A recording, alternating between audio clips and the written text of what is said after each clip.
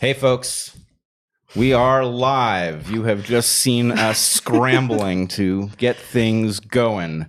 So here we are. Welcome to the DarkHorse podcast. Is this our 29th live stream? In a few short months. Yes. So we've got lots to do and talk about today. We are also being filmed as we speak by CBS, which wants to talk about cancel culture. I don't know if they have advanced warning that we are soon to be canceled again, but it is possible that another cancellation is coming. So keep your eye out for that. I have also asked them if we could possibly talk on CBS about Unity 2020, and that possibility exists. So please keep your eye out for further information that may come across your regular old TV through the network. In the meantime, should we also say that, did you already say that Zach is a couple hundred miles away today? Yes, Zach has run off. He put a sheet and he filled it with some clothes and I don't know what else, a laptop, and he threw it over a stick on his shoulder and he wandered off. And he's gotten a couple hundred miles away. He is remotely monitoring this, but he's in no position to save us if things go wrong. So let's hope they do not. All right. Dr. Hying. Dr. Weinstein. I have promised my Twitter followers that I will talk about Unity 2020 at the top here so they don't have to wait if that's what they're waiting for. Oh, I see. I've got things sticking up and back. Well, there's nothing to be done at this point, is there? Bunny rabbit. Okay, Unity 2020. Here's the deal. It is going great at one level. We are discovering the most amazing set of patriots. These are people who are frightened about where we're headed, people who love their country and are ready to sacrifice for it, and they are showing up to offer all kinds of help, skills that we definitely need. So things are rapidly in motion. As I have mentioned before, there is a curious lack. The people who tell us that they are very much on board with the plan do not always do anything that allows us to count them so that we can say how many people are actually rooting for us. And I wanted to talk a little bit about why I think that might be. So before you talk about why you think there's a failure somewhere, why don't you say both here, why don't you bracket this conversation by saying what should be happening? What would you like people to be doing? Well, here's the long and short of it. The long and short of it is there is exactly one thing that we do not have, and this plan could actually work. Believe it or not, it is not too late. Everything that needs to happen can happen. What we need is a visible groundswell of American citizens eligible to vote. Right, but where do they sign up? They go to, where's the place that you want them to be signing up? We want them to go to the website articlesofunity.org.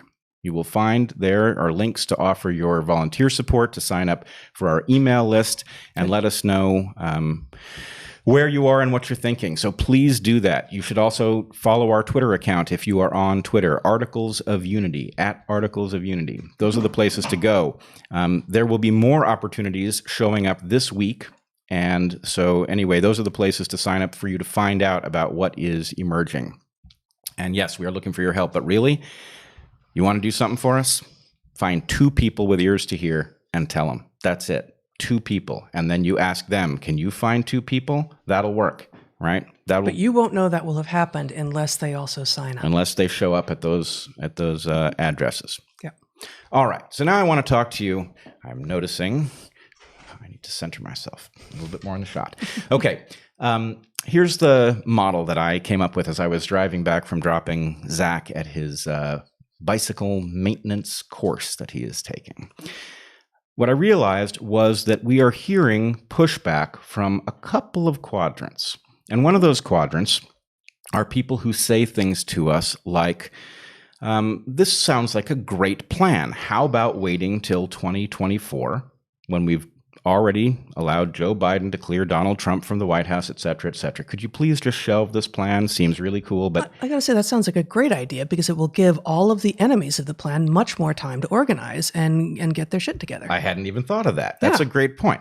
Yeah. Here's the thing. If you are somebody who has been alarmed about the corruption of our system and the role that the duopoly plays in that corruption, if you've been aware of that for decades, then you know that every single election cycle we go through this, right? You say, you know what? This is not going to solve itself. The duopoly has a lock on power, and that lock on power is being used to serve interests that are not the interests of the American people. What are we going to do about it? If Well, you why don't say you just that, go through the normal channels? go through the normal channels. But if you say, well, we've done that and it doesn't work, and you say, maybe we have to do something else, what happens next is people say, if you do something else, you will elect the greater evil, and this will be your fault, right? And nobody wants it to be your fault, right? We've seen that happen to people like Ralph Unity Nader. 2020 is being set up to explain the re-election of Trump. Right. When in fact, we can squarely point at the DNC. Well, first of all, the DNC is responsible for this in more ways than one. The RNC as well. The duopoly has played tag team with their little corruption racket. And so in any case, you will hear each election cycle, you will hear you're going to elect the greater evil, and this is going to be your fault. And then if you persist, you will be told, well, you can't do it this time because of the Supreme Court, right? This is just every single election cycle. It's amazing. The Supreme Court always seems to be on the verge of retirement and collapse. It's funny. It's almost as if it's staffed by mortals who have a lifespan and ultimately end up retiring and need to be replaced. So it's never the time for something new. Not to suggest that the makeup of the Supreme Court isn't critical, but it's always sort of, I don't know, what was that, the second or the third rejoinder to it has to be now. Well, let's put it this way. The fact that it is critical this time is not an argument against something different, because it only gets more critical over time. So if you think it's critical now and that's a reason not to do it, you've actually got it backwards. Now is the time we have to do it, because next time it's going to be even more critical. Well, maybe people are suggesting going back in time. If they have a mechanism, I'm all ears. But in any case, here's the thing. I've heard so many times that you can't do it because you'll elect the greater evil. The whole structure of this plan is built to address that concern, right? We don't have that problem because we have structurally built a mechanism that will not spoil the election. So, in spite of that fact, we are getting this pushback from certain people who say, lovely plan, all ears, do it in 2024 and we'll get on board, but not now because of the problem. So I want to tell you about my model that I came up with as I was driving back. The model is this. For many people, Donald Trump is the equivalent of a rock in your shoe, right? And if you've ever had a rock in your shoe, and we've all had rocks in our shoe, right? A rock in your shoe is top priority. It's very hard to ignore, right? Every step, it reminds you that this has to be dealt with. And there are a lot of people who are experiencing Trump as the rock in their shoe that needs to be dealt with. But we've got a rock in our shoe at the same time that we've got basically the equivalent of a famine, right? We have a duopoly that has concentrated its power and built a system that you can never escape, and it has essentially denied people access to the policy mechanisms that are supposed to serve their needs. And this has gone on for decades. And because of that, people are not only frozen out of the well-being that they produce through their labor, but they are also aware of it and they're sick of it. They know that the system is rigged. They may not know exactly in what way it is rigged, but they're angry. And here's the important point. Whether or not the rock in the shoe is the one thing you can think of, or it's one on a set of high priorities that all have to be addressed, has to do, in some sense, with how threatened by the famine you are. If you're especially well positioned in society, then from your perspective, it may well make sense. We have to deal with the rock in our shoe, because even in a famine, you wouldn't want to leave a rock in your shoe, because whatever you're going to do to deal with the famine, getting the rock out of your shoe first makes sense. So if you're not directly threatened by the famine, then you will think rock in your shoe is the only thing we got. And you'll say stuff like, well, why don't you wait till 2024, right? Let's deal with the rock in our shoe, and then 2024 we can deal with the famine. But for anybody who's either starving or threatened with starvation, that doesn't make any sense, because the rock in the shoe is a high priority and the famine is a high priority, and we're going to have to do something to deal with both of them. Maybe we got to get the rock out, but we've also got to deal with the famine. And here's an election in which you could do both. Could I read to you a couple of sentences from an excellent document that I found from almost 10 years ago? Please do. Recent decades, this is from 2011. Recent decades have witnessed a de facto coup against the democratic structures of the world and the wholesale capture and sabotage of the entire public regulatory apparatus. The co-opted structures have been redirected and now serve to liquidate the world's resources and concentrate wealth and power in the hands of a tiny, unelected elite. Only the costs remain public. And it goes on. This is from the Declaration of Interdependence, which you wrote during Occupy, and which proceeds to make a number of highly specific and actionable bullet points about what to do. Just to the argument that not now, please wait until next time when there's a greater chance of success, when there will presumably be no two evils to choose between. This was the first time that I know that you had formalized in writing some of exactly the concerns that you have laid out in the first, 5 minutes of this live stream today. This is from 2011. That's amazing. Thank you. I have thought frequently during this Unity 2020 phase, I've thought about that document, and I just literally have not had the time to go find it. But yeah, I wrote the Declaration of Interdependence, and it lays out exactly the problem. And what that tells you is that the fact that bit that you read there is equally applicable today. Right. That tells you some of us have been aware of this for quite some time, and we've tried to call people's attention to it. And what people have been is too calm to address it. Yeah, and let me say that we as we have been making clear throughout, had been anyway, still are lifelong Democrats, liberals, progressives, much to the irritation of some in our audience, but. This was written in 2011. This was written during Obama's first term.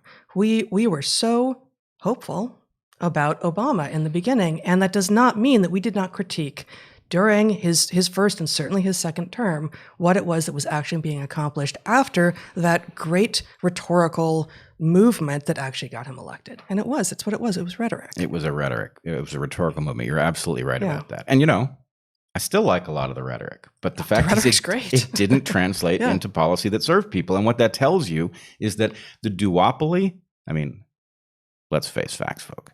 They don't want to solve the problem, not because they wouldn't ideally like to do it also, but it is counterproductive from the point of view of the thing that they actually do, which is deliver well-being to a small number of very powerful entities that have bought access. Right? It's an influence peddling racket. So we shouldn't expect them. We should expect them to deliver us rhetoric and symbolism and false solutions until we finally get wise to it. And my point would be, well, maybe it's time we finally got wise to it. Collectively, enough that we can actually evict them from the positions from which they capture all of the well-being that should be widely available and deliver it to their own. It's really, it's quite a thing. But if you are hearing the same thing we are hearing, if you are hearing people say, well, that's a cool plan, how about we try that in 2024? Think about whether or not the people who are telling you that are really telling you that from their perspective, the famine isn't such a big deal because on the whole, the duopoly has probably inadvertently, in most of their cases, served their interest just by virtue of where in society they are. And for people who are closer to the bottom of the ladder or who have fallen off the bottom of the ladder, this has been critical for decades, right? The danger to working people is so extreme that now we see quite predictable movements in the street of people, frankly, shouting incoherently to tear the thing down because all they can see is the harm that it does because that harm is concentrated where they are. So that is all very important. Now, I would point to the last thing here, which is really the place that's harder, that I find hardest to make the point. It has long been true that the Democratic Party in particular has delivered symbolism in lieu of actual well-being, right? That's been their go-to strategy. Which party did you say is particularly prone to that? Well, it's not that one party is particularly prone to it. It's that the Democratic Party has traditionally served the interests of working people. Okay. And so having shifted away from that, now it has to deliver symbolism in lieu of actual policy. Symbols are cheaper. They are cheaper. But in this case, the symbols have begun to run out. People aren't buying it anymore, right? We went through 8 years of Obama and things did not get better. So we know that the rhetoric doesn't add up to policy that actually serves people. We know that we still have, a system of medical care, for example, that people can't access and that is dependent on their relationship with their employer, and that the economic system is fragile in the way it's constructed, and so you can lose your health care, at the drop of a hat. So what has changed is the Democratic Party seems to be toying with a mechanism to deliver many people who are stressed out by what I'm calling the famine, to deliver them something. But the something that they're going to deliver is well-being that currently is held by other people who are in a similar strata. In other words, the intersectional thing is about pointing people who are angry about having been frozen out, redirecting them away from the places where well-being is actually concentrated and pointing them at another group of citizens. And this is the most deeply unpatriotic move you can imagine, pointing Americans at each other rather than dealing with the fact that opportunity has concentrated at the top is just appalling. To use the pie analogy, the zero-sum, non-zero-sum language that we have used, it is possible that some growth in some sectors can continue.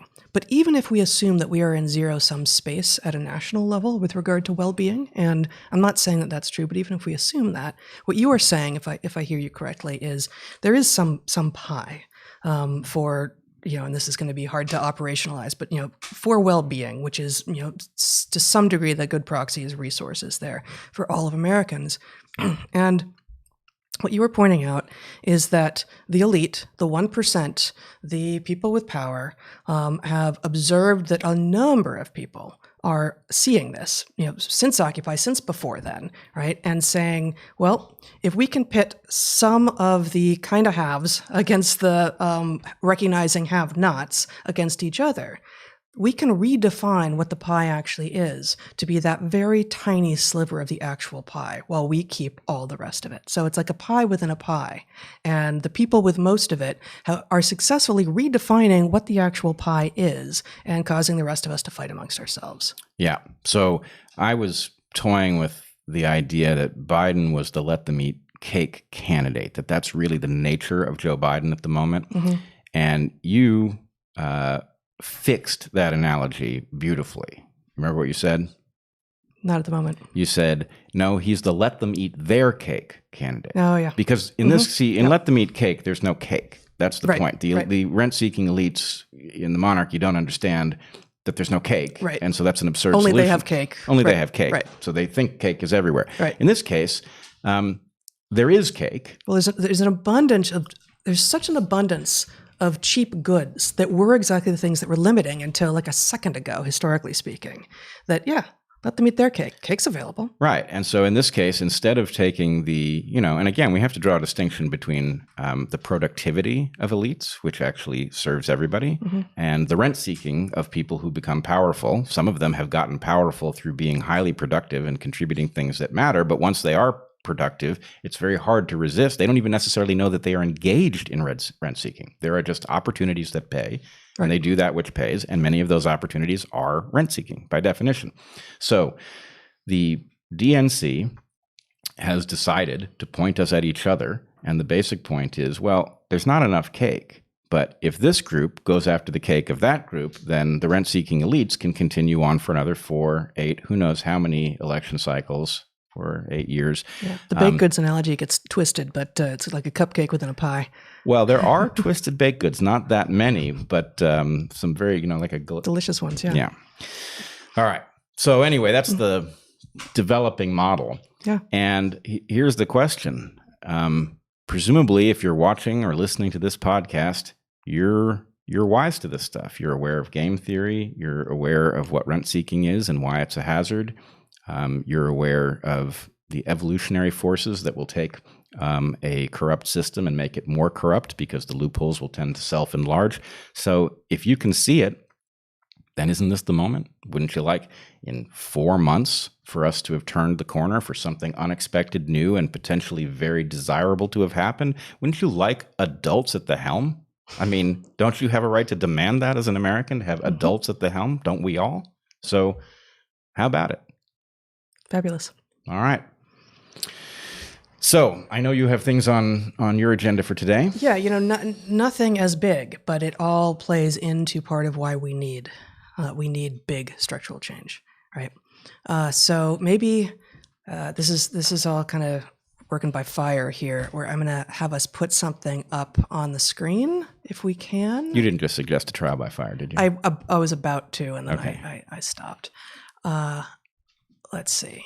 If we can get, I'm on, aren't you're I? on because Yeah. Zach is Okay. many hundreds of miles away. All right. See Do that, and then Hey, look at that. Look at that. It's like Brilliant. magic. Okay. For those of you listening in podcast space, sorry, you're going to get a lot of this time.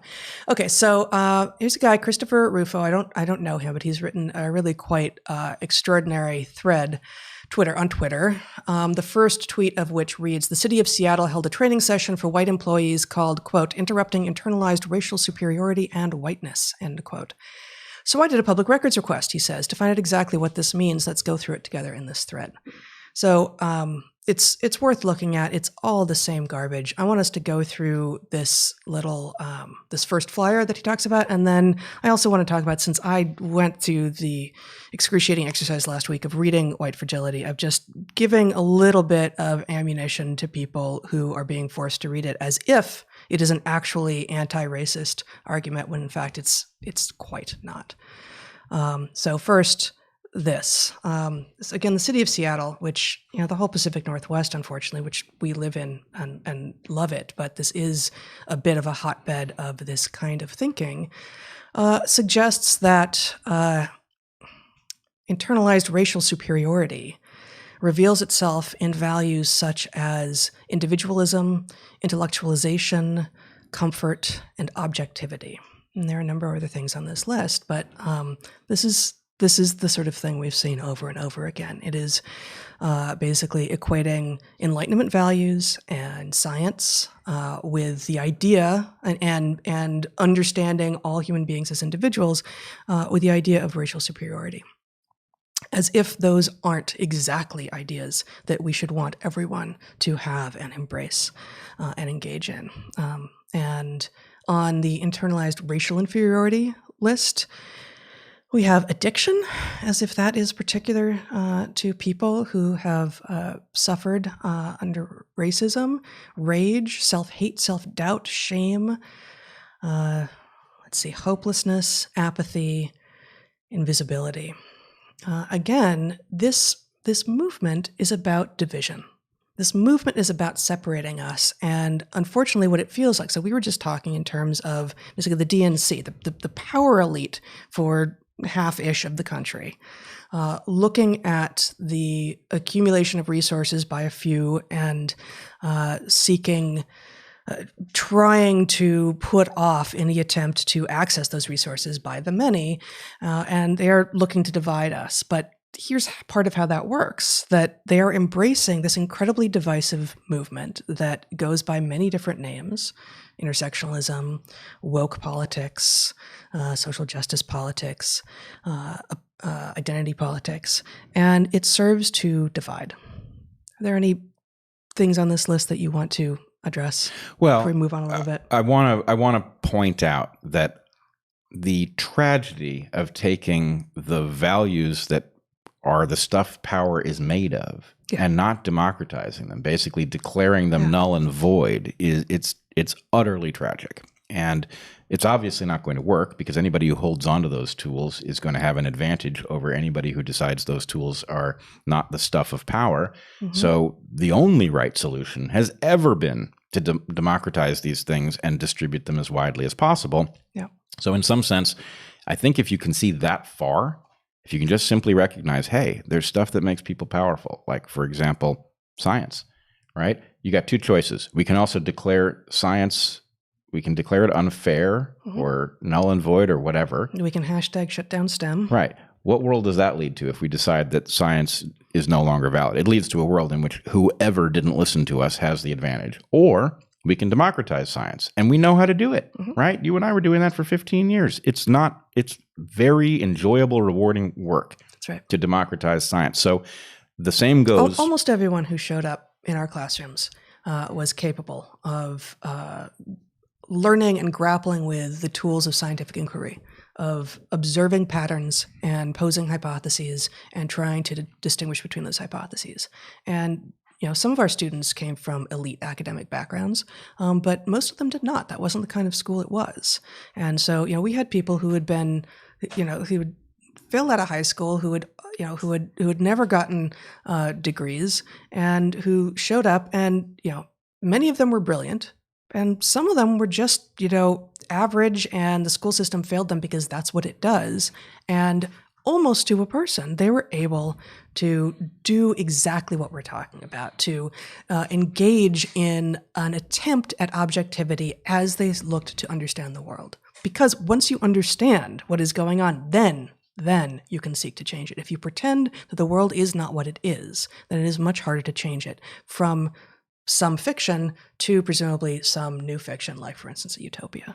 And even the students, I don't think they ended up in our classes very frequently, but even the students who at the point they get to college aren't really capable of that, A, they could be capable of it if somebody was willing to invest enough time, and B, absolutely everybody who is born with a healthy brain, and I don't mean mind, I mean a healthy brain, can develop into somebody who can wield these tools if they're given a developmental environment that reinforces that. So to the extent that there's any concern, the capacity is built into us, right? These are tools developed by humans who frankly knew a hell of a lot less than we do. That's right.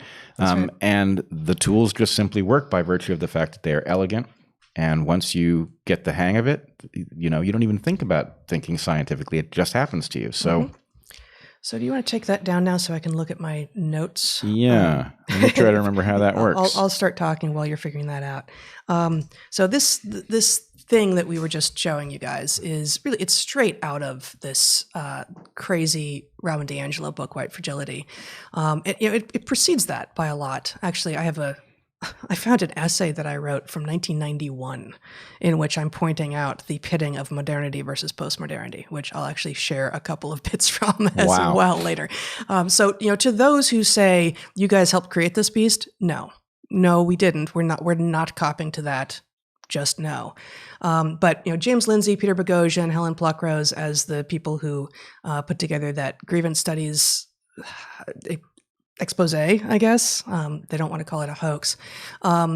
This precedes DiAngelo, but it's the current Bible of the moment. So in the last episode, I attempted to steelman maybe her most irritating point, right? The idea that all white people are racist. And I said, well, if you understand that she's redefined what racist means, and now what racist means in her world is that you are accruing benefits from an historical system of racism and equality, then it's true. Yes, if you have white skin, you continue to accrue the benefits from an historical system of racism and equality. That is true. But redefining the keyword and the sentiment is cheating. Here are some other things that happen in the book that I hope you don't have to read it, but if you do, she conflates systemic problems, and this is to that redefinition of the word racism. She conflates systemic problems with individual ones, while claiming to be very clear on the differences. So it's kind of it's a bait and switch with regard to the system is rigged and therefore you are racist. Well, no, you can't do that. Individuals and populations are different. She also conflates a biological understanding of humanity, which is part of what we are trying to share with the world, with social Darwinism. So social Darwinism, as a phrase in which both are capitalized, is a long debunked bastardization of Darwinism, which has nothing really to do with an actual evolutionary understanding of the world. But this bastardization, known as social Darwinism, suggests that current social conditions are inevitable and good. It's an excuse for why the rich are rich. The rich are rich because Darwin said so, because nature said so. No, that's wrong, and that's not how evolution works. But she makes this kind of point, and thus slotting scientists like us into this twisted and archaic belief system, she sort of just leaves that for her adherents to come back to. She posits, among other things, that if we are indeed all equal, which many of us believe us to be, the only explanation for disparities in condition must be the result of discrimination. And here she's conflating equal with identical to, right? Equal and identical to are not the same thing. She rails against the way that Black History Month is celebrated because she says it reinforces whiteness. This will not be the first time, if you're reading this book, that you face a dilemma. You can't win. You're damned if you do, damned if you don't. Should we then not celebrate Black History Month? Well, then silence is violence. But if you do celebrate it in any way at all, apparently, then you're doing it wrong and you're further demonstrating your racism. Well, silence is violence, and saying the wrong thing is violence or its equivalent. Therefore, your choice is to repeat after us. And the problem is there's then no basis whatsoever to object on the because what's being said is incorrect, which almost all of it is, or because the policy proposals that are being advanced are going to lead to the destruction of things on which we are all depending. There are lots, and this, of course, happened to us in Microcosm at Evergreen. Yep. Because the primary, among the many objections, I would say the primary objection to what was being advocated was that it would destroy the college, and that lots of people, including us, including our students, including the very people that they were claiming to be helping, were depending on the college being functional, and driving it into bankruptcy wasn't going to help anybody. So that's right. Was there language at Evergreen to say that you were actually about to cripple the college and that nothing that you're talking about could possibly be accomplished if you do that? Nope, because the very fact of objecting meant that they were going to portray you as racist. Yes, because the movement has named itself cleverly, and this is not the first time we've seen this. There are many examples of movements like this. Antifa is one. Frankly, pro-life is one. But anti-racist, no, actually not. I'm here to say I'm anti-racist, and that does not make me racist. No, because the movement is named in a way that is designed to trap you. And so to go back to the book specifically for just a couple of moments, if you don't view race as the single most defining feature of the human experience, you are, according to the book White Fragility, both racist and in denial. Used to be, of course, that viewing everything through a racial lens was what made you a racist. Well, times change, don't they? So this book is a hot mess of sloppy scholarship and cherry-picked data, but that's not actually its biggest flaw. Let me just quote D'Angelo herself here a couple times from the book. She says, "I have been unable to hide my surprise that the black man is the school principal. Of all white people," she writes, "I realize that we see ourselves as entitled to and deserving of more than people of color deserve." Wow. She's right about one thing. She's racist. Like, Robin DiAngelo's actually racist.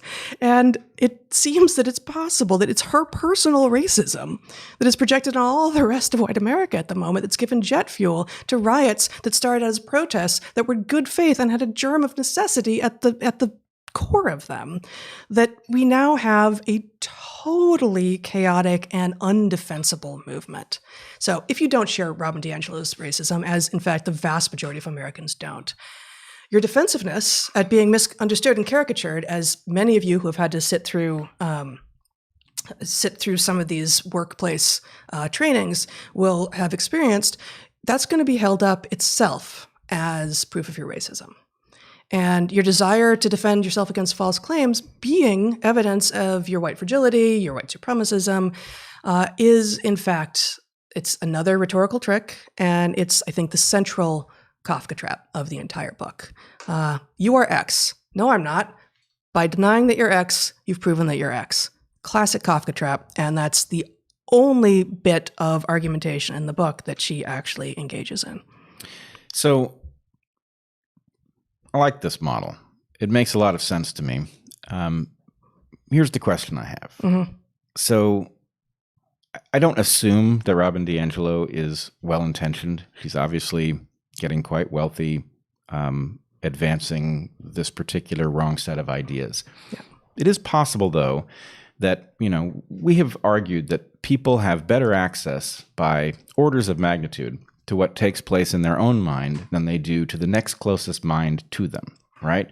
You can see into your own mind, not perfectly. There's lots of stuff that happens in our minds that we can't see, but but we do have some access to what goes on inside of our own minds. So Robin DiAngelo, looking into her own mind, has discovered some completely preposterous stuff, and offensive. Offensive if you look at it. Yeah. And it's. I'm not sure I would say it was racist, because the question is, does she want to see it that way? It's clearly prejudiced, right? But the point is, I've been unable to hide my surprise that the black man is the school principal. I mean, these are just two. It's riddled throughout the book. Oh, right. But that's her speaking. So she clearly has this prejudice. These are the examples she has shared. Right. Well, here's the point. She has effectively portrayed all. She doesn't know what's going on in other people's minds. Yeah. So having looked into her own mind, maybe she's just decided, her mind is a good model for everybody else's, and it isn't. She's put a mirror up to herself and then declared that she put a mirror up to society. And she's trained as a sociologist. Putting a mirror up to society is what sociology is supposed to be. Of course, sociology is long since captured and ridiculous. Not everyone. There are some excellent sociologists out there. Nicholas Christakis being one. She sociology suggests it's more scientific than it is. I would say she's on the sociopath. Oh, good. I don't know. It was inexpensive, so I just thought I'd try it out. Yeah, so you did. Are those crickets? Yeah. We still need that cricket audio. We need the cricket audio. Yeah, but anyway, it does seem like she is projecting, and one would imagine that she knows better than this. But even if she doesn't, how tragic is it that we are going to grind civilization to a halt over a misunderstanding over whether what goes on in Robin DiAngelo's mind is a good match for what goes on in everybody else's mind? So I don't know. It's stunning. Yeah. I will point out, Yeah. a friend of ours on Twitter may have solved the problem, cut the Gordian knot, as it were, with respect to white fragility. Oh, wow. So somebody had asked who is this? what to do in the case their employer was insisting that they read white fragility. Sure. And Dave suggested that the answer to this was, I'll read that if you'll read 1984, which struck me as a very good answer. Yeah. Yeah. Yeah. All right. That's good.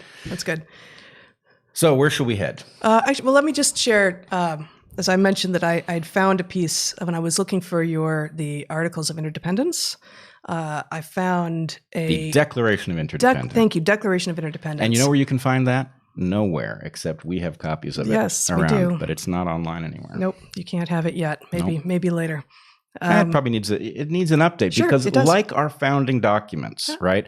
There are elements of that document that I believe are timeless. And there are elements of that document that I believe were very much resident in an era where the immediate concerns of the TARP program and Too Big to Fail and the downstream 2008, the financial collapse and the rudiments in the repeal of Glass-Steagall and all of that stuff was very much front of mind. And so this is something you always have to think about when you're trying to build a solution to something, is how much is your focus on the particular failures that you've just seen going to loom larger than it should.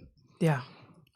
But in any case. The whole, the Third Amendment with regard to the soldiers quartering your home, lest the monarchy come. Exactly. Yes. Right. Not as big an issue as they were concerned about.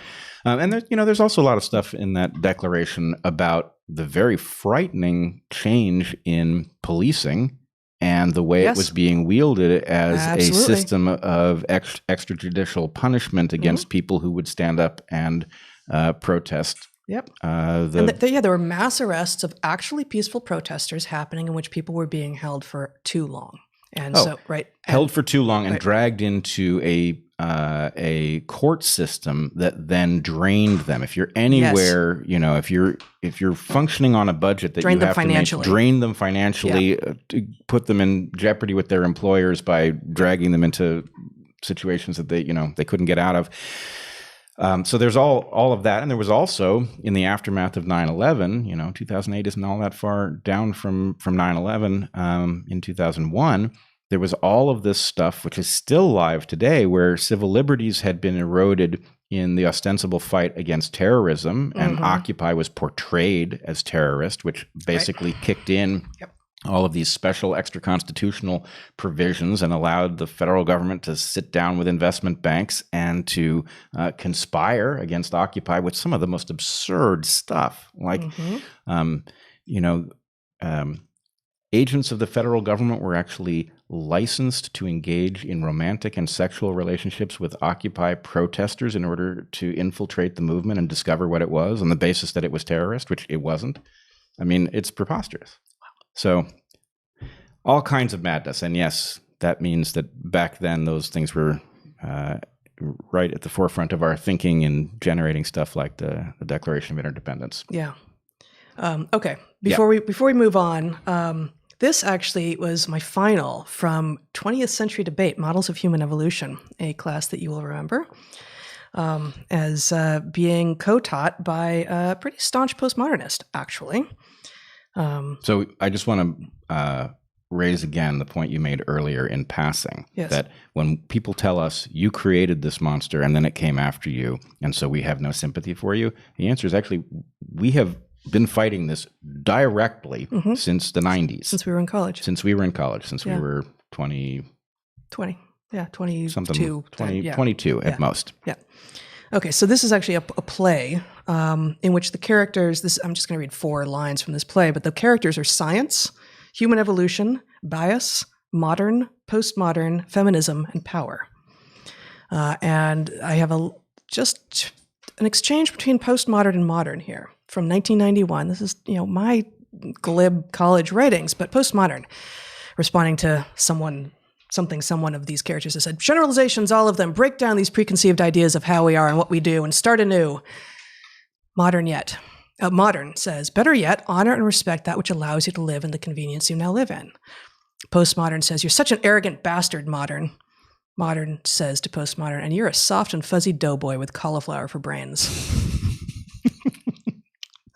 You have long had a flair for the English language. So there's much more of content here, but I just again to those who are saying you helped, you were part of the system. Like no, we've been seeing this for a long time, as have many others, and part of the question is, how is it that many of us were being exposed to these pretty ridiculous ideas on college campuses? I think starting, really in the mid 80s is when it began to gain steam through sort of the mid 90s. And then it really kind of died down. We saw a little bit of it in grad school, and it mostly wasn't at the point that we were professors starting in 2002, 2001, 2002. It wasn't there, and then it really started to uptick again in sort of the 2010s. And it has struck me for a long time that this is about those students back when we were students who did not laugh at this and try to understand it such that they could fight against it with intellectual tools, actually became professors of these fields, and then they started proliferating because the fields themselves began to proliferate. And they have now been churning out students who have now been moving into media and journalism and arts and academia themselves, and so we have a cycle that is growing in momentum. Yeah, I've long liked your point about this, which is that part of what we are seeing is a generational phenomenon, right? Where these people who were studying these what we've called phony fields have now matured into a higher level of power in the academy, and that has resulted in other fields that have long laughed this stuff off being unable to resist, because the power within the various faculties is distributed such that they can't.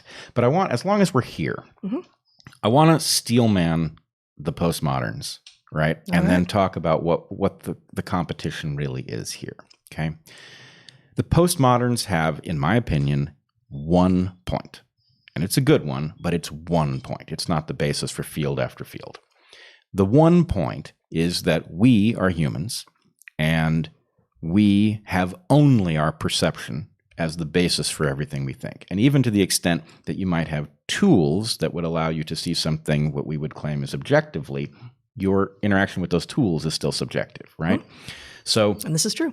It is true, and it results in a lot of places where bias leaks into what we believe, even where it is supposed to be absolutely analytical and rigorous and devoid of all of the things that might bias us. It can't be totally, right? Now, here's the problem with that. So that's the Steelman version. Perception is between you and the world. You can't escape that, and because of that, bias is impossible to stamp out completely. And I believe that that's accurate. However, if you were going to try to stamp out bias, the number one tool you would want in your arsenal, arguably the only tool you need, is science. Because what science does, the entire reason that it exists, the entire reason that it has beaten every other system, is that it will tell you what's true in spite of your bias. Now, you have to do it right. If you have a corrupt system, if you have, monetary corruption that has influenced, how quote unquote science gets done because it's only the people who succeed at some sort of non-scientific phenomenon like grant writing.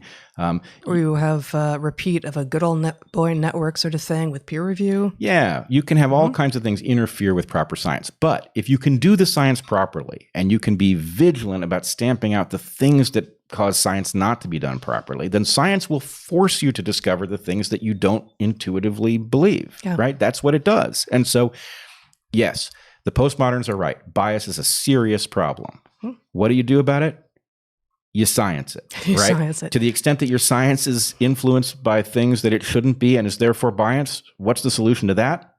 Better science, more science. It's science. That's the answer to postmodernism, and it always has been. So I'm gonna say, okay, I think if I have to pick one, it's gonna be science. But I want two things. I want more. I want more than that, but I want science and I want art.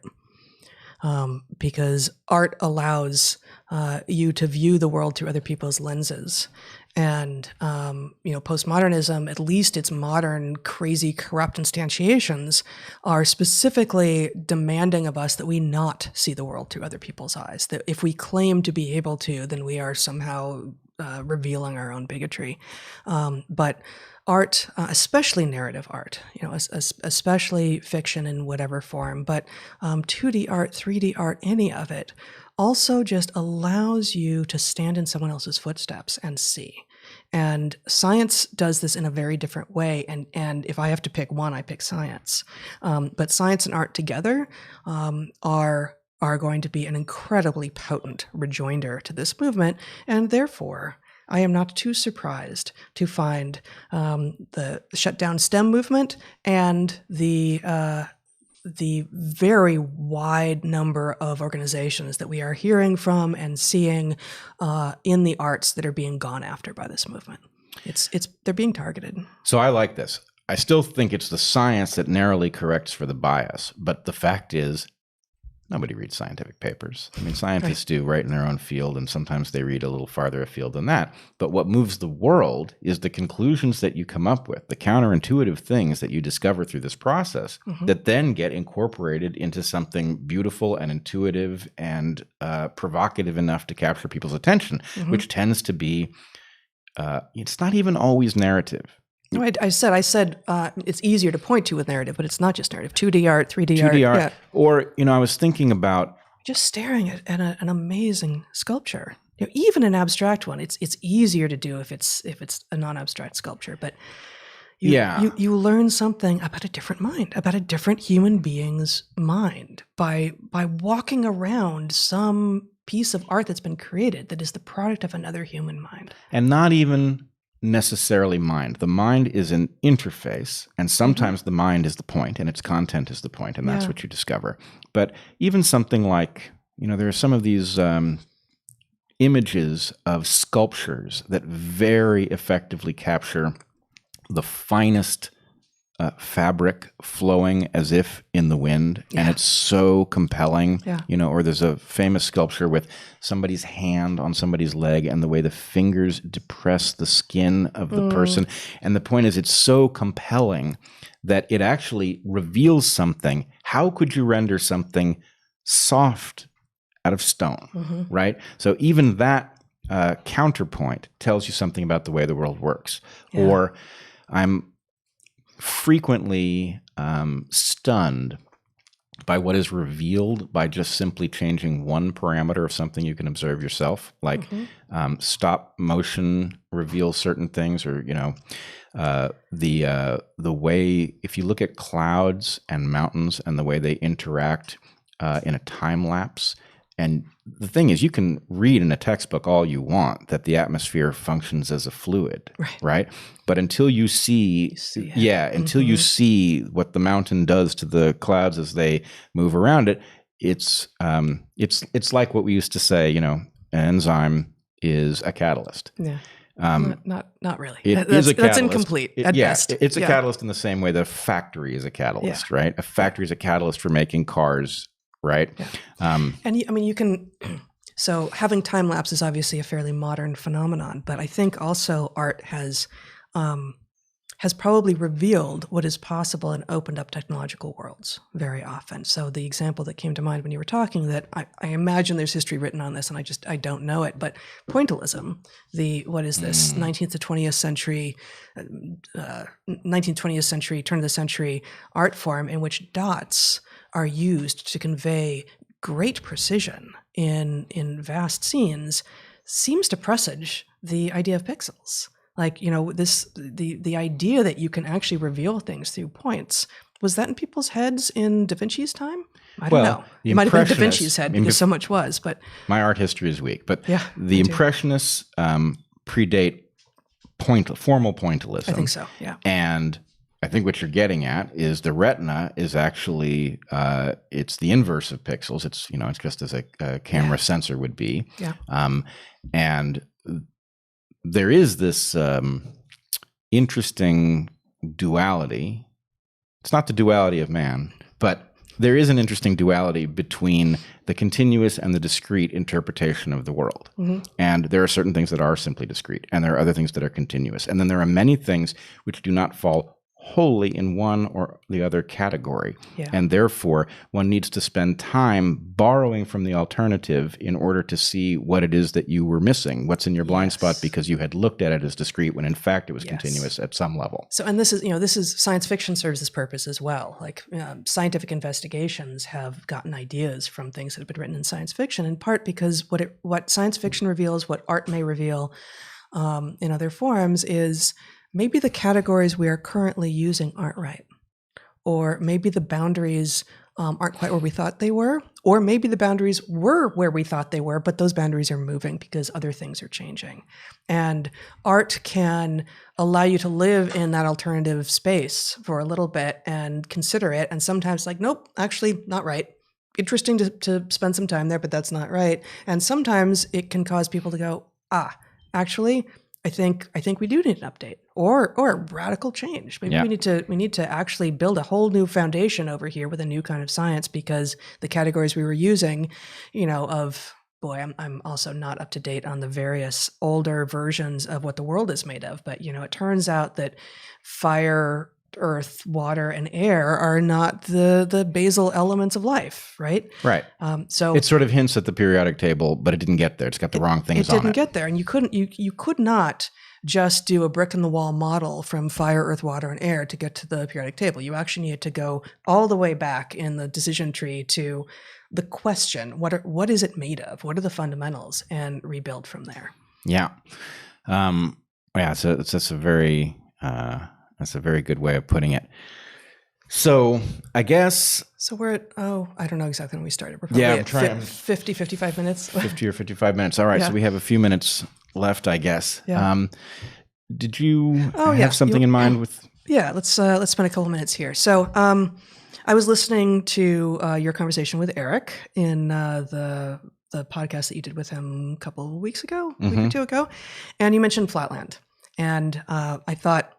I imagine that most of our listeners, viewers know this book, but it prompted me to think this, and I know you want to add something to this. So this is this book. I think you can see it, Flatland by Edwin Abbott. It was written in 1884, Victorian era England. And I read it when I was 11 or 12, something like that. And I had two very distinct reactions to it. One of my reactions was in line with why I think you invoked it in that conversation with Eric, which was it does exactly what we were just talking about, in fact. It provides a lens into imagining what it might be like to live in a universe in which there are things bigger than the universe that you live in, and therefore so outside your sphere of experience that you can't really interpret them. So when a sphere walks through the two-dimensional Flatland universe of Abbott, and I haven't reread it in decades, so I may be butchering it a little bit, but when a sphere comes through the plane that is Flatland, it looks like first a point and then a line, and then I'm not sure. I guess it'd be a point and then a circle that gets bigger, and then a circle and then a point, and then it disappears again. But it can never reveal itself as a sphere because spheres don't exist in a two-dimensional landscape. And that alone, that understanding what won't be understandable, what won't be comprehensible, even if you can get glimmers of it, in your current world is amazing. And I think it, along with so many other experiences in my life, helped me think about, how would we know? What are the questions we could ask, and how would we end up answering those questions? So it was, greatly foundational for me when I read it. And then it's also true that this book is deeply sexist. Now, it is. I went to Wikipedia just before this to see, just to look. It's not deeply sexist. It's objectively sexist. It's objectively sexist, but it's mathematically sexist. But dude, here's the thing. Wikipedia says it's satire in this regard. So let's just put that aside, because I think this is revisionist history. But who knows? Like maybe.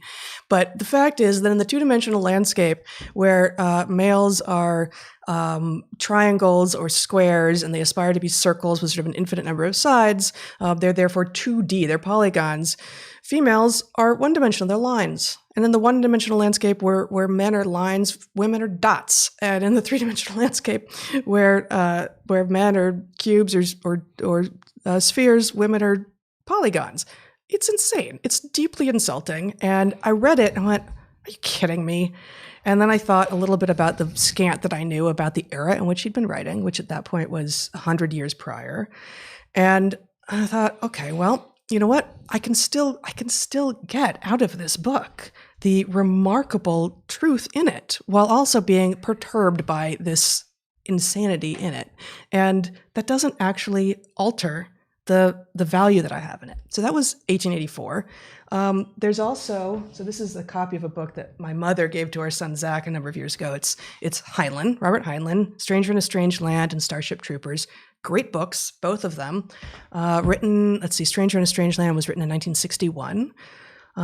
Heinlein also has a tremendous amount to teach us, and he's also of his era, and he's kind of misogynist. And I actually remember having a conversation with one of our male students on our Ecuador study abroad trip in 2016. A bunch of us were sitting around talking about science fiction, and I mentioned Stranger in a Strange Land. He said to me, how can you like that book? It's, the treatment of women. I said, yeah, treatment of women isn't great in that book, and I don't like that part of that book, but that doesn't mean that there's not things that you can learn from it. So the idea of canceling entire, historical figures or works of art or scientific ideas because the people who engaged in them were of their time and flawed is obviously a road that we should not want to go down. And you have a better example yet. Well, there's so many examples. But before we get there, I do want to say I hope somebody will take up Flatland and bring it into modernity, where it turns out you can imagine females being prisms that only intersect the plane in which Flatland takes place at a line. So this was about male perception, that they were limited. About males failing to grok what females are about. Very good. Yeah, I think that'd be cool. Nicely introduced grok there from Heinlein himself. Well, there you go. There you go. Although I still can't quite spell it. Grok? Yeah. G-R-O-K. G-R-O-K. I would tend to say C-K, and then I get corrected. Yeah. This is all I know. Okay. Yeah. Well, I would just say, look, the problem is, and, I don't even know how to do this with the internet. I know how to do this in a conversation with human beings, but I don't know how to do it with the internet, because you have to fear the editor, right? What the editor is going to do with what you say is potentially going to overwhelm any point that you can make. And that's a tragic lesson, one I learned in college the first time and keeps getting reinforced. But obviously, you need Mark Twain, for example, in order to understand race in America, because he gives us a snapshot, and he gives us a very humane snapshot, but it is not a snapshot devoid of what we now call the N-word. And if you want to cancel that book because it contains a word that you've now been told that any white person who utters it is guilty of a crime, well, now you've just robbed us of one of the greatest tools we have. That's right. Likewise, and maybe my favorite song ever is Hurricane by Bob Dylan. From 1976. 1976. It is, for those of you who don't know, and I really would invite you to go find it and listen to it carefully, right? It is a story of Hurricane Carter, Reuben Carter, who was falsely convicted of murder in a deeply racially biased court system, right? So the police and the courts conspired against him and convicted him of a murder that he had not committed. And the song is blistering. Right? It is an absolutely blistering attack on the system that did this. And it is also, it is not an overly analytical song. It is a song that indicts the humanity of the people involved in this crime and humanizes Reuben Carter, who we have been led to believe, we in civilization have been led to believe is a bad guy who did something bad, and that's why he's been locked up. Mm-hmm. So anyway, that song contains, I hate that I have to say the N-word here, mm-hmm. right? But I don't know how else to do it, so I don't get edited to that mm-hmm. one sentence, and or about one word. Yep. I'll find video of me uttering that one word out of context, and suddenly the ability to say, here's what I was saying. I was quoting Bob Dylan. I was quoting Bob Dylan in a song in which he is revealing what, again, I don't think this is the right word, but he was revealing what we now would be told is white supremacy, mm-hmm. right? A system that is systematically indifferent to the interests of Black people, right? He goes through it. He explains, he actually details not only the circumstances of the crime and the investigation, but the bad witnesses and their perverse incentives and the structure of the court that Carter finds himself facing, and the press. I mean, he goes through the whole thing. It's a tour de force. And the point is, you want to rob us of that? You want to rob your kids of that? You want to explain white supremacy and not have that as one of the tools in your toolkit? Right? Wasn't the song actually instrumental in getting Hurricane Carter released? Absolutely. Yeah. So the point is, this is how it's done, people, right? Mm-hmm. It's done narratively and it's done unflinchingly. And it is not. Can you do the stanza and just not, I understand why you don't want to say the word. It is frankly against my religion to do it and say N-word, because for one thing, it interrupts a rhyme that's important to the whole thing. The rhyme is obvious, though. Yeah. Well, okay. So the stanza, I know it by heart, but can I do it in front of the camera? Let's see. It was, to the white folks who watched, he was a revolutionary bum, and to the Black folks, he was just a crazy nigger. Nobody doubted that he pulled the trigger. And though they could not produce the gun, the DA said he was the one who did the deed, and the all-white jury agreed. I mean, that's beautiful poetry. Yeah. Right? And it is a very ugly word, and it has to be there in order for that piece of poetry to work. Yeah, I think you probably couldn't have called it up after saying the word if you had replaced it with N-word there. Right, you would have lost your place. I would have lost my place, and I would have been heartbroken that this important tool had been made dull. I mean, what do you do? So, look, it's obvious. It's obvious that this is not a word that you are trying to use. I have no need of that word to use in earnest, but sometimes there's a need to discuss its use in Twain, or to discuss its use by Dylan, or to discuss its modern use. You need discretion. And you have to, the only way a system can work is if you have discretion to decide where a use is legitimate and where a use is illegitimate. And you know what? You're probably even going to have to be generous, because even if you say, well, Twain is a legitimate case, Dylan is a legitimate case, most cases are illegitimate, and that's true. Mm-hmm. There are going to be some gray area cases, right? I mean, in fact, who was it? This woman who just got canceled for wearing blackface while mocking. Who was it? The juror, the talking head on TV. Is it Megyn Kelly? Is it Megyn Kelly? Gosh, we should know this. Mocking her when, in fact, what she had done was say something super clumsy, but, she had said something super clumsy about blackface as she's trying to navigate something. Mm-hmm. That's my recollection anyway. Mm-hmm. Yeah. And then somebody makes a Halloween costume mocking her for her tone deafness on this issue. And you're going to ruin her life over this? I mean, even if it's an error, it's not an error of some, profound rot at her core. It's an error. Now, we've talked about the death of empathy. It's also the death of satire. Yeah, right. Again, the tool you would want most prominently at this moment in order to sort out this really difficult stuff. You're going to rob us of satire? That must be because you have an objective that involves power. And if we can satirize stuff, if we can laugh at ourselves, then you won't get there. So, yeah. All right. Well, I think we are at a little over an hour, and I don't know how we do this part here. I have some announcements. Do you have any more announcements before we sign off? Come find us at Unity 2020. There you go. Come to articlesofunity.org. The hashtag Unity 2020 will also lead you to our Twitter handle at Articles of Unity. And do you have the final card to put up while I announce some things, or yes, do we not I have do. that capability? If I can figure it out. Okay, while you're talking, I will say the now standard things that we say at the end, that we will do start another live stream in about 15 minutes.